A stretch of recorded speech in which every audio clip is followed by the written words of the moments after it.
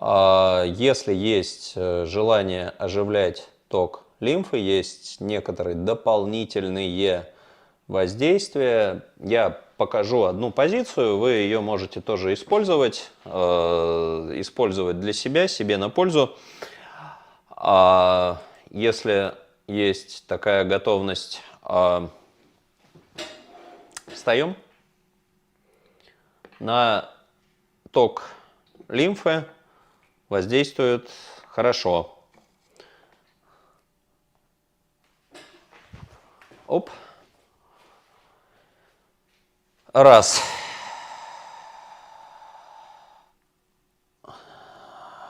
Руки вверху. Знакомый вам прогиб. Лопатки стремятся вниз, живот втянул. Взял себя одной рукой за запястье второй, стараясь не заваливаться вперед. Стараясь не заваливаться вперед, но здесь уже дело будет зависеть от того, насколько раскрытый плечевой сустав у каждого из вас. Я потихонечку начинаю вести руку в сторону. В какой-то момент появится ощущение, что вот я достиг предела, рука тормозит меня, не дает мне наклоняться. Обратите, пожалуйста, внимание, должен быть не наклон за счет поясницы, это наклон за счет натяжения всего тела, как тетивы лука. Вот появится ощущение, что рука натянута до максимума, дальше надо постараться вовлечь в это натяжение бок. Берегите спину, она не должна участвовать в этом наклоне. Постойте здесь 3-5 дыханий. Аккуратненько попробуйте в другую сторону. Не прилагайте много усилий, слишком не старайтесь. Просто натягивайте свое тело, как тетиву лука. Убирайте живот. Тяните лопаточки в глубину. Берегите спину, снимайте нагрузку со спины. Вытягивайте руку, а дальше через руку все тело, как тетиву лука. Все тело. Еще раз, убирайте нагрузку с поясницы, она не должна перегружаться. 2. Бам. 3. Все тело, как тетива лука. Все тело, не поясница, все тело. Самое глупое, что здесь можно сделать, это начать перегибаться в пояснице и угробить себе ее. Все тело. Для этого напрягаем ноги, раскрываем грудную клетку. 3-5 дыханий. Кто-то уйдет низко, кто-то не особо. Постоял. 4. Руки назад. Опять все тело.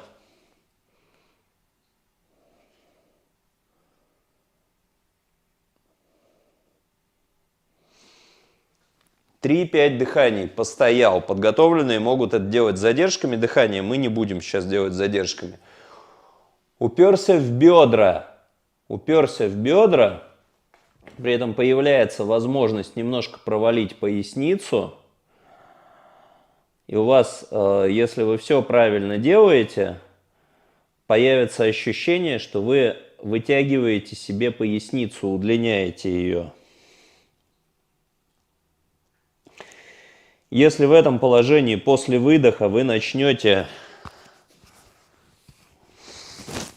втягивать живот,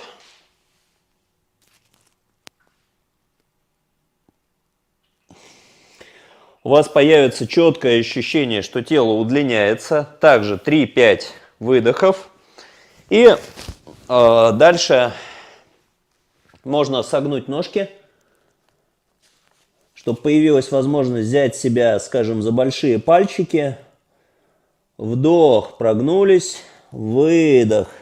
Аккуратненько, с согнутыми ногами, пошли вниз настолько, насколько комфортно. Втянули живот, остались. Новый вдох, новый выдох. И вот так вы делаете 3-5 раз, уходя ниже и ниже раз за разом. А потом вы пробуете сделать вот такую штуку. Руками к одной ножке, 3-5 дыханий.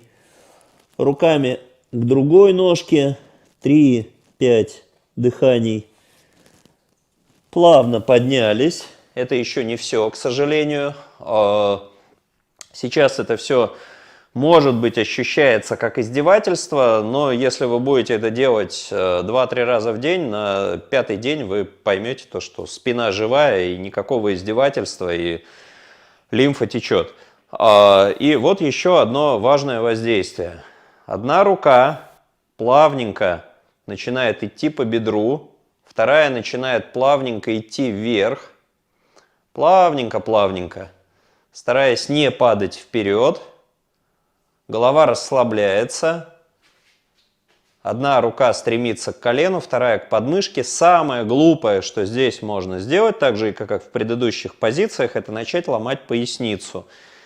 В правильной версии я включаю ноги, это делается за счет всего тела. Бам-бам-бам. И я остаюсь здесь, в этом комфортном положении, вытягиваю себя 3-5 дыханий, потом я ухожу в другую сторону. 3-5 дыханий. Люди, которые успели переболеть модной инфекцией с короной на голове, не буду ее называть в суе, потому что запрещено, скажите спасибо, потому что эта практика вместе с крупицами мумиё вернет вам нормальное дыхание, уберет кашель, восстановит объем легких, уберет усталость, уберет одышку, и прямо скажите спасибо. Важно, чтобы в этом положении вес был между двумя ногами. Еще раз повторю, не ломаем поясницу. Это положение, при том, что оно, возможно, знакомо вам со школьной гимнастики, самое важное из всех показанных. И в нем вы прямо будете чувствовать, как у вас хрум, хрум, хрум уходят спайки, оставшиеся после популярной инфекции. Не ломайте спину. Ешьте мумиё, делайте эту позу, и все у вас потихонечку наладится.